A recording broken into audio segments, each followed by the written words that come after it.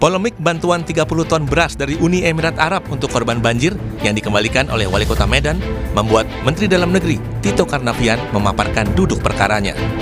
Tito bilang bantuan itu bukan berasal dari pemerintah Uni Emirat Arab, melainkan dari The Red Crescent atau semacam Palang Merah Indonesia. Dengan alasan belum ada peraturan jelas tentang mekanisme bantuan dari asing, Tito menyebut beras tersebut diserahkan ke Muhammadiyah Medical Center untuk dibagikan kepada korban banjir Medan. Ya, kemudian beras ini diserahkan kepada, atas kesepakatan, kemudian diserahkan kepada Muhammadiyah Medical Center. Dalam rangka bencana ini Muhammadiyah membuat suatu center untuk kemanusiaan di Medan, dan itu beras ini sekarang sudah ada di tangan Muhammadiyah, dan nanti Muhammadiyah yang akan membagikan kepada masyarakat. Sementara itu, Gubernur Sumatera Utara Bobi Nasution memastikan bantuan beras 30 ton dari Uni Emirat Arab tetap akan disalurkan kepada korban banjir di Kota Medan dan tidak dikembalikan ke negara asalnya. Kata Bobi, bantuan tersebut sudah diperiksa dan dipastikan bukan bantuan antar negara. Menurutnya, bantuan bencana dari negara lain harus diserahkan terlebih dahulu ke pemerintah pusat. Namun bantuan yang bersumber dari organisasi dapat diterima dan disalurkan. Untuk bantuan internasional yang bersifatnya negara ke negara, GPG, itu memang mekanismenya melalui pusat. Kami daerah hanya akan menerima yang disalurkan dari pemerintah pusat. Kalau dari NGO, kita diperbolehkan menerima, namun akan disalurkan melalui NGO yang mungkin yang ada di sini. Di sisi lain, Ketua DPP PDI Perjuangan bidang penanggulangan bencana Tri Risma hari ini bilang bantuan untuk warga terdampak bencana di Sumatera harus disalurkan secepatnya tanpa harus memandang asal-muasal pemberi bantuan. Nah, karena itu secepatnya bantuan itu harus didorong gitu. Secepatnya siapapun yang memberikan bantuan itu kita tidak usah ini siapa dulu, ini siapa. Tapi harus secepatnya didorong minimal untuk membangunkan semangat mereka gitu. Sebelumnya Wali Kota Medan Riko Waas menerima bantuan logistik dari pemerintah Uni Emirat Arab untuk korban banjir di Medan. Bantuan diserahkan langsung Wakil Duta Besar Uni Emirat Arab di Posko Bantuan Bencana Kota Medan. Namun Pemkot Medan memutuskan mengembalikan bantuan itu. Wali Kota Medan bilang keputusan itu diambil setelah pihaknya berkoordinasi dengan Badan Nasional Penanggulangan Bencana. Tim Liputan Kompas TV.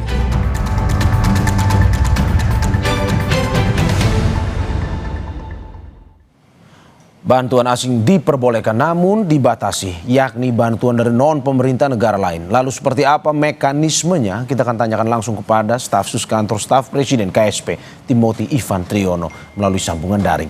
Selamat pagi Mas Timothy. Selamat pagi Mas. Terima kasih sudah bergabung di Dialog Sapa Indonesia Pagi pada hari ini.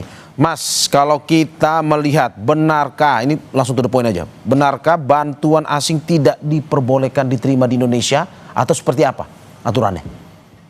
Ya, tentu kita juga harus bedakan terlebih dahulu ya antara bantuan asing yang diberikan oleh pemerintah dalam arti G2G dan juga bantuan asing yang diberikan oleh lembaga internasional itu.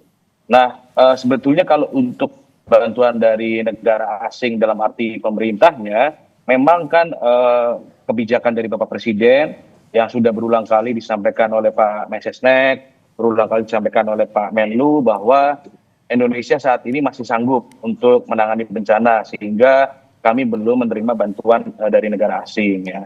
Tetapi pada prinsipnya begini, persoalan penerimaan bantuan asing ini kan diatur oleh 3 aturan ya, diatur oleh 3 dasar hukum.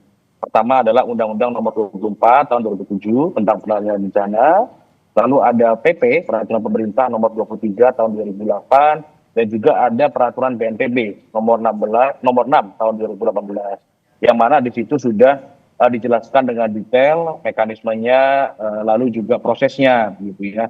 Pertama memang yang dipersyaratkan adalah harus ada pernyataan dari pemerintah pusat bahwa bencana itu adalah bencana nasional ya. Dan juga harus ada pernyataan dari pemerintah bahwa pemerintah pusat itu membuka bantuan asing.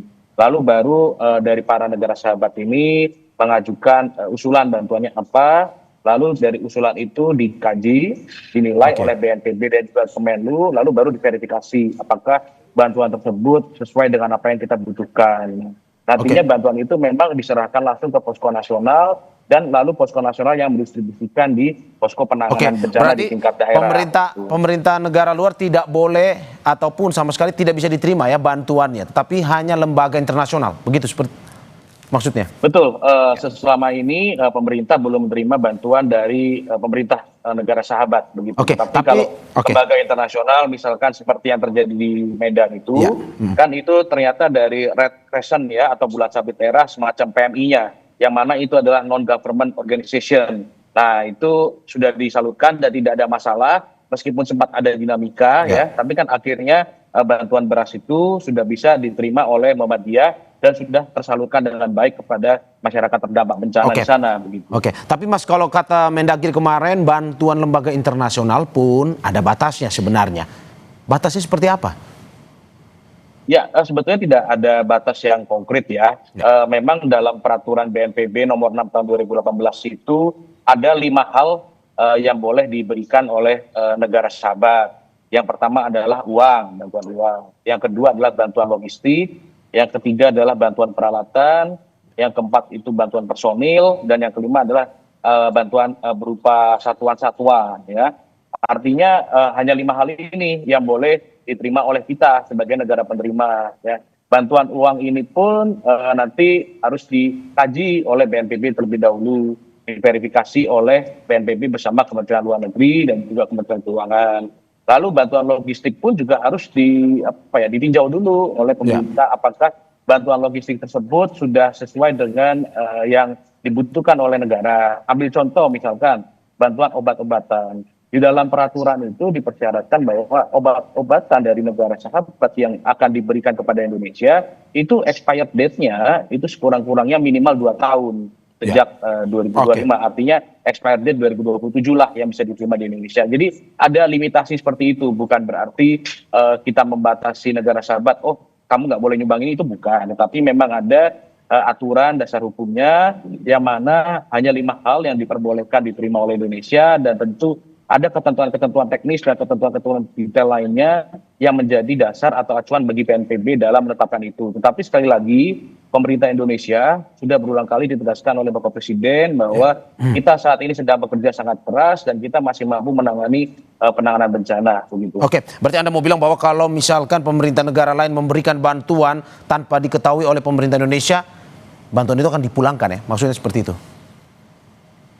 Kalau misalkan bantuannya dari pemerintah negara sahabat, tentu ini akan dikomunikasikan dengan perwakilan diplomatik mereka di Indonesia. Lalu juga Kemenlu melalui perwakilan Indonesia di negara sahabat juga akan dikomunikasikan terlebih dahulu. Pada prinsipnya memang untuk bantuan dari pemerintah negara sahabat, Indonesia belum menerima. Demikian, Mas. Mas, kalau kita lihat lembaga internasional kemarin dibantu terus penyaluran bantuan tersebut, pada akhirnya melalui lembaga di Indonesia, salah satunya Muhammadiyah. Apakah memang tidak bisa misalkan dari lembaga internasional langsung ke pemerintah secara langsung seperti itu atau bagaimana, Mas? Ya, kan tentu begini ya, penyaluran bantuan itu banyak macamnya dan bentuk kolaborasi pemerintah itu banyak jenisnya. Misalkan bantuan itu diberikan kepada Muhammadiyah, tetapi ketika hendak menyalurkan itu pasti kan organisasi Muhammadiyah membutuhkan data dari pemerintah. Mana nih daerah-daerah atau warga yang membutuhkan bantuan. Itu salah satu bentuk kolaborasi yang paling minim ya. Lalu tentu juga untuk penyalurannya butuh pengawalan dari aparat TNI Polri ya. Ini salah satu bentuk kolaborasi juga. Lalu juga untuk mendistribusikan ke daerah yang terisolir pasti butuh bantuan dari BNPB untuk menggunakan helikopter. Jadi bentuk kolaborasi ini banyak dan salah satunya adalah dengan kolaborasi dengan pemerintah daerah dan juga KL. Jadi tidak melulu harus diterima oleh posko daerah, karena balik lagi itu ada mekanismenya, Mas. Ada mekanismenya, tetapi Pak Presiden sudah menjelaskan bahwa bantuan ini harus disalurkan tanpa adanya hambatan birokrasi. Sehingga pada saat kemarin ada masalah, ada dinamika ya, ada pernyataan dari Wali Kota Medan, langsung kita antisipasi dengan baik, kita carikan solusi penyelesaiannya.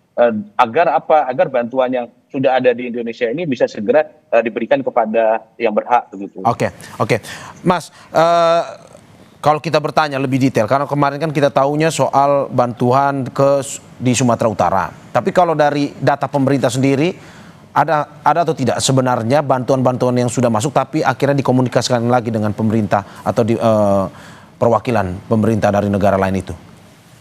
Kalau hal detailnya tentu saya harus cek lagi ya, lebih dalam. Tetapi pada prinsipnya kan Sumatera Utara ini menjadi contoh ya bahwa bantuan dari lembaga internasional itu juga bisa disalurkan tentu dengan mekanisme khusus, tentu dengan komunikasi yang intens. Ya. Artinya apa? Jangan sampai lembaga internasional ini juga mendapati hambatan birokrasi. Jangan sampai niatnya membantu malah kita repotkan kan begitu. Itu komitmen sudah jelas. Tetapi pada prinsipnya begini, semua bantuan ini tetap harus dimonitor, tetap harus dikanalisasi ya, supaya tidak terjadi peristiwa yang tidak kita inginkan. Misalnya nanti bantuannya tidak tepat sasaran. Lalu yang kedua mungkin nanti ada peristiwa rebutan ya di masyarakat. Lalu juga nanti tentu ada peristiwa mungkin bantuannya diberikan sudah expired atau apa. Nah itu kan perlunya dari pemerintah untuk melakukan monitoring dan juga verifikasi gitu. Oke.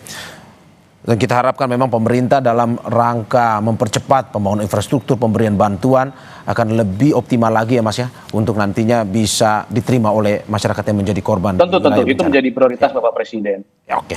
Terima kasih Staf Sus Kantor Staf Presiden KSP Timothy Ivan Triono atas apa yang disampaikan. Semoga ini bisa memberikan masukan dan juga titik terang bagi pemberian bantuan terutama kepada mereka korban bencana. Sekali lagi terima kasih Mas Timothy, sehat-sehat selalu Mas. Terima kasih.